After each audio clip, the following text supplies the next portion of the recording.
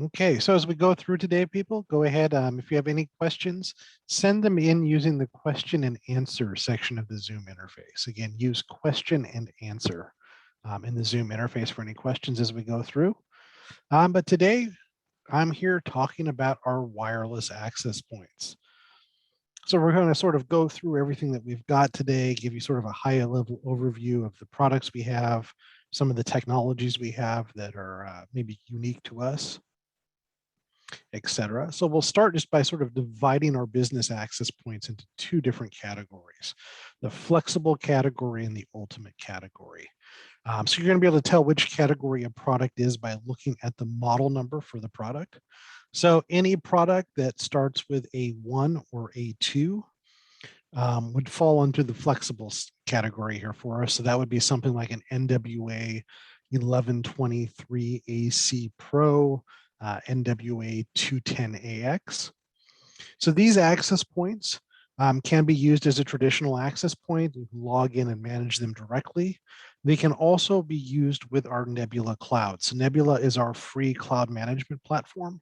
I'm not going to go too in depth or really talk about Nebula today, but that is our free cloud management platform. So those products start with a 1 or 2 can either be managed directly or managed in the cloud. The ultimate series of products are going to be APs that start with the number 5 or 6. So this could be something like an NWA 5123 ACHD or a WAX 650S, and everything in between will fall into the ultimate category. So these products, just like with the flexible series, they can be managed directly or they can be managed in our Nebula cloud.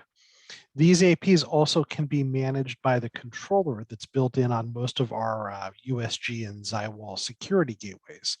So if you're looking for, a managed AP solution and you don't want to use the cloud, these are the APs that you should be looking at. And then these APs tend to have some of our more unique technologies built into them. So like dual optimized antenna, smart antenna, dedicated monitoring radio, built-in Bluetooth, outdoor enclosures, things like that. Those generally fall under the Ultimate series. So now I'm going to sort of step back a little bit and we'll talk just in general about some stuff. So when you're looking at our products, we have what I consider a very unique design philosophy when it comes to our access points. And this is true whether you're looking at a $99 NWA 1123 or whether you're looking at our, $650 plus WAX 650S or anything in between. We build all of our APs using this design philosophy. So if you go out there and you hold one of our APs in your hand and you hold a Ubiquiti or a Netgear or a Ruckus in your other hand, you will feel our AP weighs a lot more. And if you go out and see us at a trade show, often we will have these units out on display and opened up. So you can physically do what I'm talking about, or you can open them up and look at how they're designed inside. So when we're talking about APs and longevity of the product, there's two main things which cause an AP to fail. There is solid state component. So the first one is heat fatigue. Heat buildup inside can cause solder to crack over time and fail. It can also cause switches in the chips themselves to fail over time. So to combat heat fatigue, all of our APs have a large metal heat sink that's going to be found behind the PCBA that's designed to draw heat off the PCBA and vent it out the back or the top of the access point where we'll have a lot of vent holes. If you look at some of our competitors, they don't have vent holes, let alone any sort of heat shield to try to keep the PCBA and those chips running cool so they don't fail. The other big cause of failure is going to be capacitor failure. A lot of products out there are still using electrolytic capacitors. So these are little tubes that are filled up with salt water, essentially. They can dry out, they can leak, they can burn up. So we only use solid state capacitors, which have a significantly longer life. And that's part of the reason why even our cheap access points come with a lifetime warranty, because we've designed and built these to last. The other thing what we did here with our design philosophy is designed to make it work better. So if you look at our PCBA, you will see a lot more shielding around the chips, these little metal things that go over the chips, than you will see on most of our competitors. And this is done to give us increased EMI shielding to help filter out interference from other nearby devices, and also designed to filter out interference from 4G and 5G. These days, a lot of the cellular stuff out there is on channels that are next to or neighboring 2.4 and 5, and some of that can bleed over and cause interference. So the extra shielding helps prevent that and give us a little bit better signal to noise ratio. You will also see that over here we have another board on top of the PCBA. This is an anti-noise spreader. It also helps work to reflect RF from the coming from outside back towards the antennas. And you will see our antennas are mounted on their own separate board, separate from the main PCBA, where most of our competitors, including some of our much more expensive competitors, are mounting their antennas directly onto the same PCBA that everything else is mounted on. So by separating it like this, again, we're getting a little bit better isolation from those antennas from what's going on the board itself, and gives it just that much better signal to noise ratio. So it's not going to make a big difference if you're close to the AP, but if you're one of those edge cases, right, those edge users that are right on the border of where the access point coverage still works, it's going to make a big difference as far as the quality of that connection and how stable that connection is. So another technology I want to talk about is our dual optimized antennas. So most of your access points have a single set of fixed antennas. These are designed to be mounted up on a ceiling, and then they radiate out in sort of an umbrella type pattern covering the devices that are below it, which is fantastic, except for out there in the real world, oftentimes you can't mount these access points on the ceiling. You end up having to mount them on walls. So when you do that, you end up in a situation where the antenna is basically being rotated and is 90 degrees from where it thinks it should be. And you end up sending a lot of your signal up into the ceiling or down into the floor. If you're in a multi-floor building, this can cause a lot of RF interference. And just in general, it doesn't give you an optimal coverage pattern to cover the area. So our solution to this is something called dual optimized antennas. So instead of having just one fixed set of antennas, we have two sets of antennas built into access points. One that's designed for your traditional ceiling mount and one that's optimized for being mounted on a wall. And we give you the ability either with a physical switch or with a software switch to be able to switch the radios from the standard ceiling mount antenna to the wall mount antenna and back and forth. So that way, no matter where you're installing the equipment, whether it's on the ceiling or wall, you can have an optimized coverage for that AP. So again, we call that dual optimized antenna, and you will see that on stuff like our WAC 6103D-I, our WAC 510D, 610D, all of those have dual optimized antennas. And the other technology we have is something called smart antenna. So if you're familiar with Ruckus, you're probably already familiar with smart antenna technology, but for those of you that aren't, we'll go through it here a little bit. So smart antenna is designed to do a lot of things, but the main thing it's designed to combat, at least with our algorithm, is something called co-channel interference. We've got a very limited amount of frequency that's made available for the unlicensed use in the 2.4 and 5 gigahertz frequencies. And whenever you have more than one device transmitting at the same time using those same channels, you get co-channel interference, and this can significantly degrade the performance of your Wi-Fi connection. So this is just showing here, you know, in the 2.4 spectrum here in North America, we have 11 channels that we can choose from, but these channels, as they're defined here, are only spaced out 5 megahertz from each other, but the channels we're using are at least 22 megahertz in size. So you end up in a situation where, although the AP GUI says you have 11 channels to choose from, there's only 3 channels available that don't interfere with each other. So as soon as you get more than 3 APs in an area, you're going to start having co-channel interference. And that's not even taking into account other things like Bluetooth devices and other wireless devices that are using this 2.4 spectrum. Most products are advertising speeds, though, based on using 40 megahertz channels here. So now if you're using 40 megahertz channels to get maximum speed, you can only have one AP operating before you're going to have significant co-channel interference between APs. 5 gigahertz is a lot better for us. There's a lot more channels available. But again, when you're looking at access point speeds, to get those maximum speeds you see advertised, you need to use large 160 megahertz channels. So you'll see here your choices, if you're having a lot of APs, is you need to reduce the channel usage, reduce the speed so you can fit more APs in there to sort of avoid interference. So you can see here with 160 megahertz channels, there's only 2 available that can be used before you start having interference. If you drop down to 80 megahertz, it opens up 6 channels that can be used before you have interference. So it's a good idea to go into your APs if you have a lot of APs in one area and reduce the amount of bandwidth each AP is individually using. It will hurt your speed or the maximum performance that you're going to see on each of those APs in theory, but there'll be less interference. It'll be much more reliable, much more stable for people to use. I also want to sort of highlight here this section highlighted in orange called DFS channels. Basically, these are channels that are being used by legacy devices prior to the FCC opening this up for non-licensed use.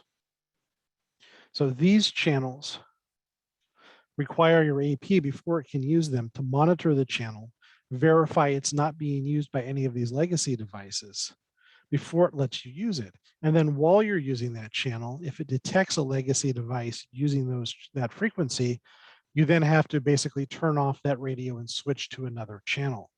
So that causes disconnects to users. Also, a lot of consumer grade equipment doesn't support DFS. So if you have users bringing laptops and tablets from home or that they purchase themselves, you often run into this scenario where they can't connect to your network if you're using DFS channels.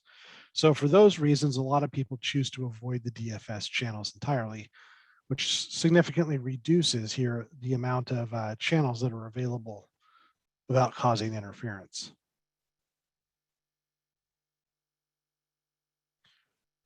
So this is an example here. We've got our traditional ceiling mount fixed antenna AP up on the ceiling. If we add another AP using the same channel within range of the other one, you get this co-channel interference and degrading performance. So one of the ways we deal with it, as I mentioned before, was to reduce the bandwidth that each AP is using, so you have more channels to choose from that don't overlap.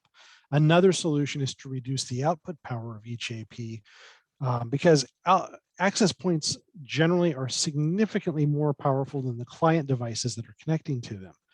So while you may only be able to go 75 feet from the AP with your phone and still have a Wi-Fi connection, that signal from the AP is going clear across the building and can be causing interference well out of the range of what your phone or your tablet is able to connect back at.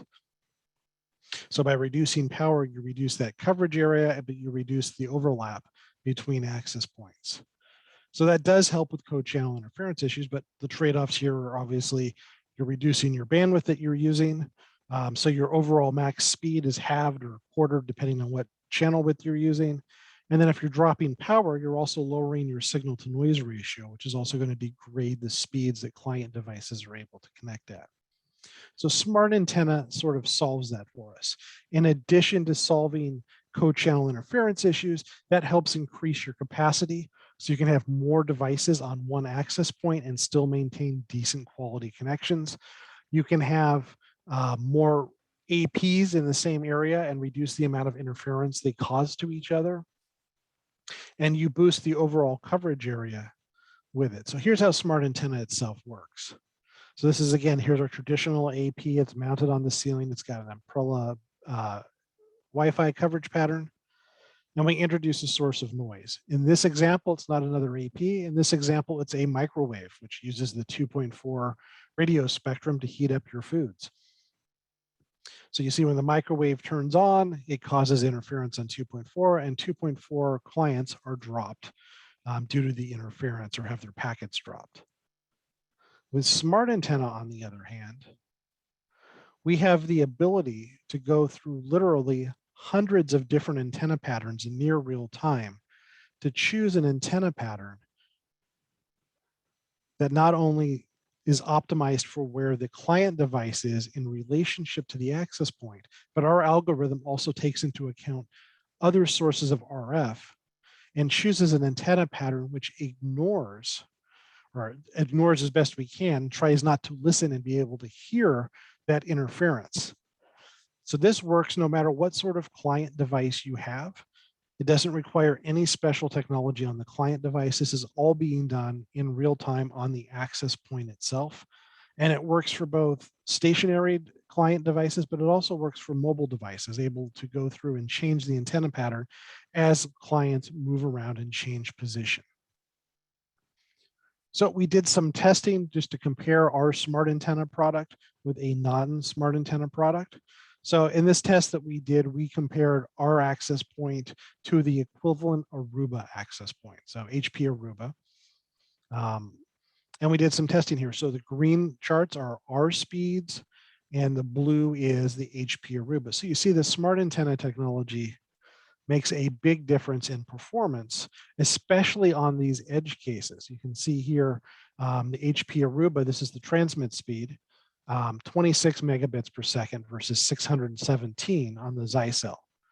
At position 4 in the test, the difference between 15 megabit per second connection and a 474 megabit connection.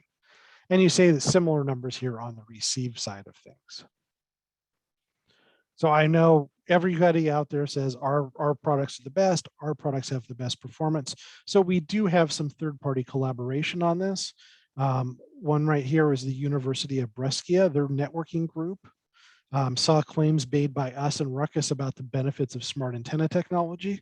So they bought our access point, they bought a Ruckus access point, they bought a Cisco access point, they bought some Aruba access points.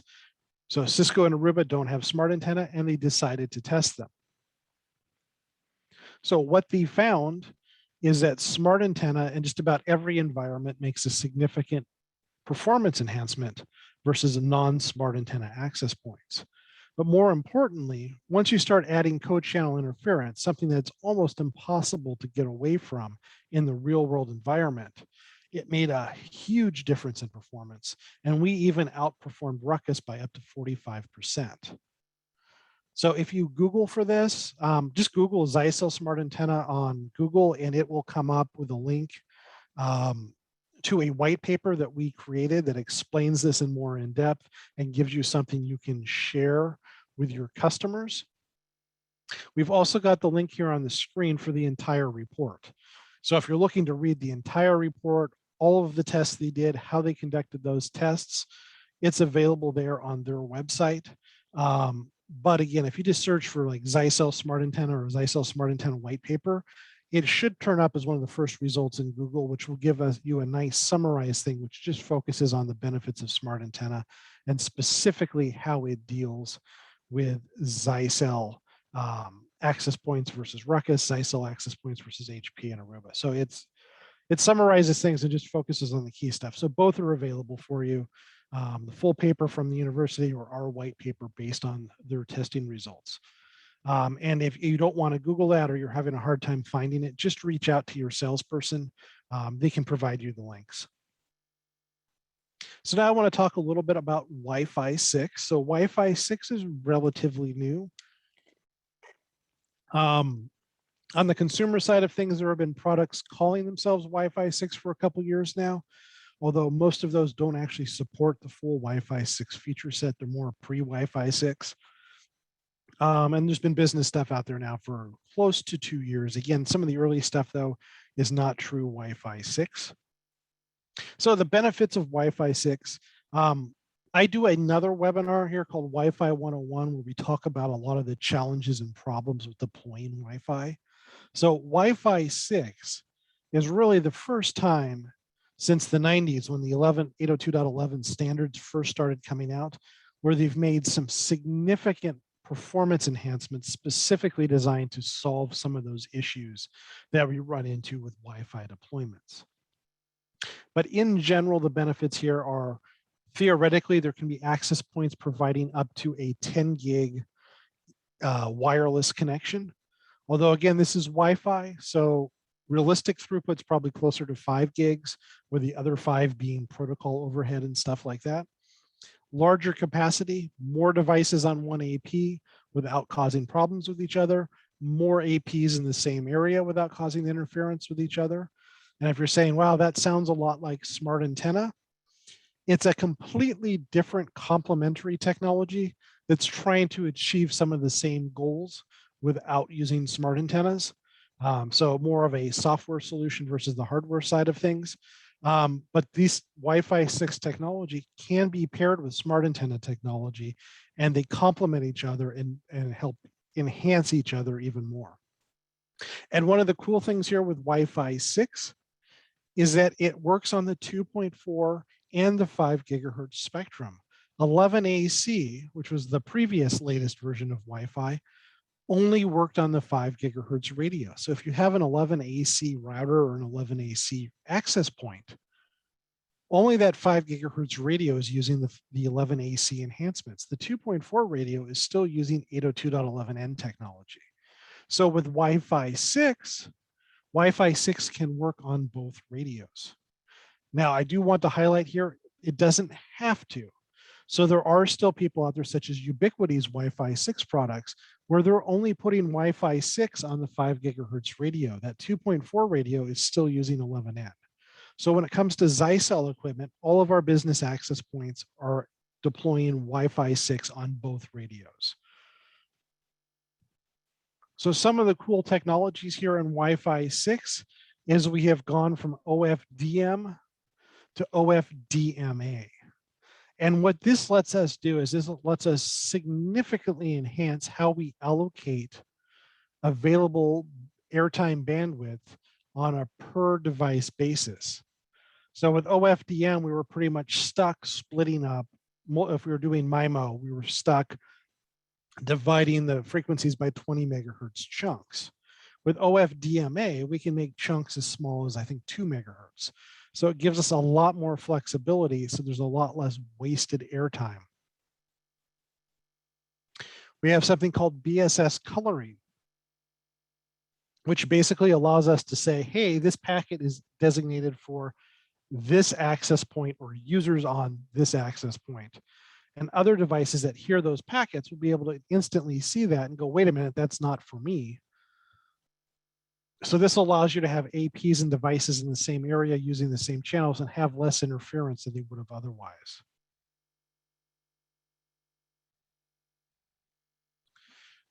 So here's some ideas here on some of the improvements. Because of this enhanced ability to better use airtime, what you see here is this top row here is a sort of a light orange. That is Wi-Fi 6. The darker orange down here, this is your 11AC Wave 2 product. And what we're looking at here is as we add clients, what is the aggregated throughput? So you see with 11AC, and this is also true with 11N and 11G, as you add more and more users to an access point, the aggregated throughput actually drops. And that's because of just inefficiencies with how airtime is used, inefficiencies with determining whose turn it is to be able to broadcast data. So 11AX solves those. So as you add additional users onto that access point, the aggregated throughput remains pretty much the same because of that much more optimized use of the airtime. So that's going to be a huge difference for you in those dense deployments that you may do. And this is just showing the same thing. In this case, we've got two APs operating simultaneously. And again, the same thing. Wi-Fi 6 aggregated throughput remains level, where with 11AC, aggregated throughput drops as you add more and more users into a network. So we'll talk a little bit here about when Wi-Fi 6 isn't Wi-Fi 6. I've kind of already touched on some of this, but basically, and if you've been around as long as I have, you've seen the same thing happen with 11N back in the day, where a lot of products rushed to market to be the first with a 11N device. And those 11N devices were actually generally marketed as pre-11N. And sometimes they said, hey, they'll be firmware upgraded to the full version of 11N. In a lot of cases, that never happened. With Wi-Fi 6, we run into a similar situation, only this time, a lot of the people have not been marking their product as pre-Wi-Fi 6. They've simply been calling it Wi-Fi 6. So those early generation chips are missing some of the key features that make Wi-Fi 6 such a huge improvement over 11AC. Now on the chart I've got up there, I've got Qualcomm. Broadcom is a similar story. So all of the main chip vendors in the 2-3 years ago started coming out with these pre-Wi-Fi 6 chips based on the early drafts of Wi-Fi 6. And some vendors have taken these products and are selling them as Wi-Fi 6. Now, back in the day, it was largely the early people who rushed in to have first product into market. And as time's come, the Gen 2 chips have been out for what, well over a year now. So you would think everything new that's coming out and calling itself Wi-Fi 6 is using the newer generation of chips and is able to have the full Wi-Fi 6 feature set. And that is not the case. Specifically here, Ingenious and some of Netgear's brand new Wi-Fi 6 products, in order to keep prices down, are using these Gen 1 chips that are going to be missing some of those key Wi-Fi 6 features. So that's something to be aware of. And for the most part, you're not going to see it on the marketing material or on their data sheets. They're simply going to call it Wi-Fi 6. So why can they do that? And the answer is because there's nobody enforcing what is called Wi-Fi 6. The Wi-Fi Alliance has some tests and requirements to put the Wi-Fi Alliance's logo on your product. But if you're not using their logo, there's nobody that's policing what's being called Wi-Fi 6 and what's not. So one of the things you have to do is you have to look at the data sheets. Does it support OFDMA? Does it support it in both directions? Does it support downstream MIMO? Does it support TWT? Does it support BSS coloring? So look for those things on the data sheet and see whether they're there or not. If they're not there, there's a very good chance you may be using an older Gen 1 or Gen 1.1 chip, which is missing those features. And then again, as I mentioned before, the new Ubiquiti Wi-Fi 6 products, they're only using Wi-Fi 6 on the one radio. The other radio is still using 11N technology. So that's something else to be aware of. And I'm sure as time goes on, there will be others that do similar. So now we'll start talking about the products themselves. So we'll start going back to our Zyxel products.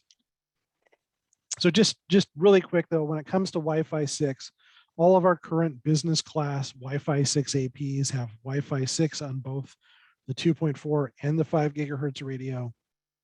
And our Wi-Fi 6 products are using the full Wi-Fi, support the full Wi-Fi 6 feature set. So they are the Gen 2 or whatever you want to call the more current chips, which support the whole standard. So we do support the full Wi-Fi 6 feature set. So for those of you, again, I'm not going to talk about Nebula today, but I want to talk a little bit about on-premise controller because we always get questions about this. There are always some of you out there that don't trust the cloud, or your customers don't trust the cloud, or for whatever reason, the cloud isn't going to work for you. And so they want to know about on-premise controllers. So we do have the built-in wireless LAN controllers on most of our Zywall, USG, ATP, VPN, all of those products do have that. So you can use our Ultimate series. So these are our APs that start with the number 5 or 6, can be managed with those gateways. So it gives you intelligent dynamic channel selection, basically letting the controller determine which channel each AP is going to use. We have what's called zero AP config deployment. Basically, our access points will see that you are running one of our wireless LAN controllers on the network and will automatically connect to that controller and let that controller start managing them. You don't have to go into the AP and tell it to use a controller or point it at the controller. It will find it on its own. We support wireless mesh technology, so you can have APs that don't have a physical connection back to the network, and they will automatically create a mesh to get back to the wired connection. We've got all your fast roaming technologies there, the ability to do rogue AP detection and isolation, what we call security at the edge, the ability to do 802.1x authentication of the users. We also have the ability to tunnel those users so they don't get onto your network until they've gone through your firewall. So you can apply firewall rules and isolation there. The ability to do dynamic VLANs, where we assign users their VLAN based on attributes in a radius server. The ability to load balance between APs. Client isolations for those public guest networks to keep users from being able to see each other or hack each other. Band steering, captive portal. So all of those features, and almost all of those are also available in Nebula, but I just wanted to touch on what's there on the physical controllers. And we've got a chart up here showing you all of the different Zywall models. And this is showing here out of the box how many APs can be managed by the device. And over here, you can buy additional licenses to unlock additional APs. So you can see the VPN 50 out of the box can manage 4 APs, and you can upgrade it to be able to manage up to 36 APs. The VPN 1000 manages 8 APs out of the box, and you can upgrade it to manage over 1,000 APs on one VPN 1000, etc. So if you want a copy of something like this slide here, reach out to your salesperson. They can give you a copy of this for reference. All this information is also available on the data sheets themselves. So Donald was talking here. Did we have a comparison of Zyxel APs and Ubiquiti APs? So we do have some basic documentation that's out there. Your salesperson can provide that to you. Just ask them and say you're looking for some sort of Zyxel versus Ubiquiti comparison. We've got a couple different documents available. Also, you can go here to YouTube and search for Network Advisor. Network Advisor has now done 2 different comparisons comparing Zyxel products with Ubiquiti products. So you can check out his reviews where he's done performance testing and see what his results were. In this case here, the one that I've got highlighted is comparing our NWA 110AX with the Ubiquiti U6 Lite. So our low-end Wi-Fi 6 AP versus Ubiquiti's low-end Wi-Fi 6 AP. So you can go check him out. Again, it's just on YouTube, search for Network Advisor, search for Zyxel versus Ubiquiti. And he's got, I believe, 2 reviews up where he's compared our stuff here. Peter was asking, does Nebula configuration do everything that physical controllers do? If not, what is missing? They're very similar as far as what they do, although sometimes the implementation is different. For instance, load balancing. You can load balance much larger groups of APs with a dedicated controller than you can with the cloud. Because if you're using a local controller, the APs are simply reporting back to the controller and it's coordinating it.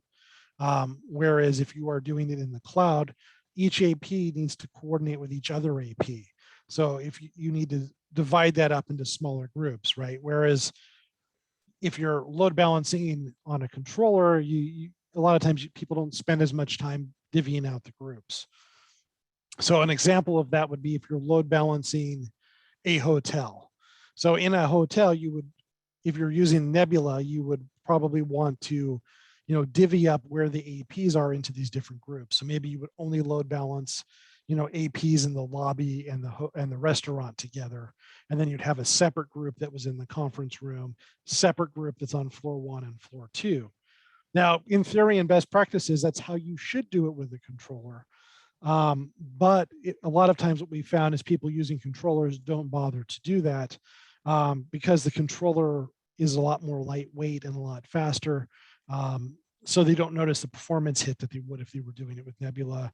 The other big feature that's missing is Nebula does not do rogue AP detection and isolation, which is something that the controller can do. But for the most part, it's all the same stuff. You've got load balancing, you've got client steering, you've got fast roaming, you've got dynamic VLAN. So all of these things are on both. If you go to the cloud, Nebula adds some cool stuff. So Nebula, adds the ability to do this sort of AI management. So if you're using Nebula Pro, you can have AI that sort of analyzes what's going on your network and makes tweaks to your AP settings based on what it's actually seeing as far as performance from the client. So a little bit here, a little bit there, but for most people, there's not significant difference. It just comes down to, do you want to have a dedicated controller on the network? Do you want to have to VPN into the location to manage it? Or do you want it to be just up in the cloud? So Carnegie was asking for the third-party review versus Ubiquiti. Again, just go to YouTube. Network Advisor is the channel that did these reviews. So if you just go to YouTube and type in Network Advisor or Network Advisor Zyxel, it should come up. So now we'll start going through some of our products here. I do want to warn you that just in general, the 11AC products are in the process of slowly being phased out. So some of the products are already in what we call last buy. where once we sell out of what we have here in North America, we're probably not getting any more. Some of these are going to stick around for at least another 5-6 months before that happens. But in general, we're slowly moving towards an all Wi-Fi 6 world as far as our AP goes. The one model that's probably going to be sticking around here on the low end is the NWA 1123 ACV3. We just launched that earlier this year. So this is probably going to be one of the few models that'll be left in, next year and the year after for as far as Wi-Fi 5 or 11 AC goes. So that's our entry level model here. It's a $99 access point, 2x2 on both radios. Step up from that is the NWA 1123 AC Pro. So this is one of the only products that's in this sort of flexible low end lineup that has dual optimized antennas, and it can handle 3 spatial streams on both radios. And then we've got the NWA 1123 AC HD, which gives us 3 spatial streams on the 5 gigahertz radio. It's 11 AC Wave 2. On the Wi-Fi 6 side of things, we have 2 models, the NWA 110AX and the NWA 210AX. Primary differences between these two is the 210 has a 2.5 gig Ethernet connection, whereas the 110AX is only a standard 1 gig connection. And the reason the 210AX has that faster connection is because it has basically double the speed of the 110 when it comes to the 5 gigahertz radio.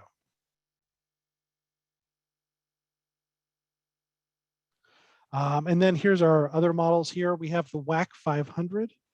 This is a Wi-Fi 11 AC Wave 2 product. This again just recently launched, so this one's probably sticking around. I need to update the slide. It's not coming soon. It is available today, although it's in very limited quantities at the moment. So for those of you that are selling our security gateways, we have a new function called secure Wi-Fi or work from home. I've seen it called both, which basically allows you to turn an access point into a VPN appliance. So you can simply give the access points to your employees. They plug them into their existing routers, and you're able to then create essentially a work SSID on that access point that VPNs back into the office. So it avoids dealing with changing router configurations and software on the PCs and stuff like that. So the WAC 500 is our most affordable AP that works with that secure Wi-Fi functionality. So that's there for you. Step up from there is the NWA 5123 AC. So it's got a 3x3 radio on the 5 gigahertz, 11 AC Wave 2. And then we've got the WAC 6303D-S. This is our most affordable smart antenna access point that we offer. It offers 3x3 speeds on the 5 gigahertz radio, 2.2 on the, or excuse me, 2x2 on the 2.4 radio. So it's a really great budget price sort of AP here. It can be managed by a controller, and it has our smart antenna technology in it. We've got these 2 APs here. These are designed specifically for the hospitality environment. So historically, hospitality installs of, you essentially install APs out in the hallway and it covers a bunch of rooms. Unfortunately, that just isn't working as well today as it used to, as rooms have more and more devices inside the rooms. People are trying to use much more bandwidth intensive applications as they have. So what we're seeing is most mid-tier and higher hotels are moving over to a situation where they have 1 AP per room in the room, or 1 AP for every other room to provide coverage. So these 2 models are specifically designed to deal with that application. The WAC 500H is our entry-level model. It's got 2 pass-through ports. So Ethernet goes in, Ethernet comes out. One of those ports can also pass through PoE. So oftentimes what happens is you'll run 1 cable to the room, provides data and power to the access point, and then you've got 2 cables that can come out that can connect to, say, your IP phone in the room and the set-top box for the TV set. So they're getting power and data from that 1 cable that's providing then power and data for the AP, a set-top box, and a VoIP phone. The WAC 5302D-S, very similar form factor. It adds in smart antenna technology and it adds an extra port for the pass-through and a USB pass-through port. And then going up here to Wi-Fi 6 on the low end on our Ultimate series, we have the WAC 510D. It has dual optimized antennas. The step up from that is our WAC 610D. Again, dual optimized antennas. This one is doubling the speed on the 5 gigahertz radio versus the WAC 510D. And because of those higher speeds, we are giving you a 2.5 gig Ethernet connection to make sure your Ethernet connection isn't going to be the bottleneck. And then our flagship product here is the WAC 650S. It's doing 4 spatial streams on each radio. It's got a dedicated scanning radio to make using those DFS channels much smoother process. It's got Bluetooth BLE support in there for those of you doing beacon type applications. And it's got a 5 gigabit Ethernet connection. On the outdoor side of things, we've got 2 outdoor models, both designed for sort of different applications. So the WAC 6553D-E is an 11 AC heavy duty outdoor access point. This one has a built-in heater. So this allows you to use this in environments down to negative 40 degrees in temperature. So it can handle really tough cold temperatures. And then it's got external antennas that you need to buy separately. So you can buy omnidirectional antennas for 360 coverage. You can buy directional antennas for doing point-to-point applications or for optimizing the coverage area that you want to cover. The next product we have is the WAC 6552D-S. So this has smart antenna technology built in on it. It doesn't have the heater, so I think it can only go down to negative 20 Fahrenheit. I need to double check that. I might be wrong exactly on the temperature, but I think it's negative 20. So it can still handle cold, but it doesn't have that heater to keep it warm in really cold environments. Now, this one does not provide omnidirectional coverage. This is designed to provide sort of a 90-degree antenna pattern as far as coverage goes. So if you want to use these to provide 360 coverage, you need to use 3 or 4 APs and mount them on the same pole. And these are designed specifically to be able to do that and not cause interference with each other. But generally, most people buying these are buying these to do point-to-point connections because you just have to sort of aim it generally in the direction of each other. And the smart antenna will take care of the rest of creating that point-to-point connection and creating the aim. So it's a lot less frustrating than your traditional point-to-point connections where you got to be really finicky and really careful in how you line up the antennas to make sure you've got a good solid connection. The smart antenna handles that for you. And then we've also got this guy here. It's a cheap, inexpensive enclosure that many of our indoor access points work with. So if you want to use an indoor antenna outdoors and the temperatures aren't too extreme, you're mostly just worried about rain or condensation, this is a great way of taking an inexpensive indoor AP and turning it into an outdoor AP for you. So I'll talk a little bit here about the competition. I know this is getting dry and kind of boring. So we're showing here our NWA 1123 AC Pro. So this is designed primarily to target the Ubiquiti UAP AC Pro. It is one of their best-selling APs. It is one of our best-selling APs. Prices are very similar to each other out there on the open market. So let's talk some of the differences here. We have higher output power, 27 dBm output power versus 22 on the Ubiquiti UAP. We support more SSIDs per radio, 8 versus 4. This has our dual optimized antenna system, where the Ubiquiti just has your traditional ceiling mount fixed antenna pattern. We support SNMP V2C and V3. They only support SNMP V1. Our product works with our free Nebula Cloud. We have what's called dual image on the firmware. Basically, if you're doing a firmware upgrade and it gets interrupted, it will not brick the device. We do not. We have the ability to store 2 firmwares in the device. So when you download a new firmware, it will switch to the new firmware. And if that firmware is corrupt or has some issue, it will simply switch back to the older firmware that was known to be working before the upgrades. That prevents the devices to be bricked. And then, of course, this comes with a lifetime warranty versus a 1-year warranty on the Ubiquiti product. It comes with access to our support team at no additional cost, where with Ubiquiti, if you want access to phone support, you have to pay for the Relete services. So fantastic comparison and our advantage when it comes to our NWA 1123 AC Pro versus the UAP AC Pro from Ubiquiti. Going up here to Wi-Fi 6, we have our WAC 510D. So comparing here to the Aruba AP505, and probably for most of you, it's probably going to be comparing to the Ingenious models here. Ingenious, for whatever reason, has 2 models, an EWS 357 and ECW 220. It's the same internal hardware, the same feature set on both of those.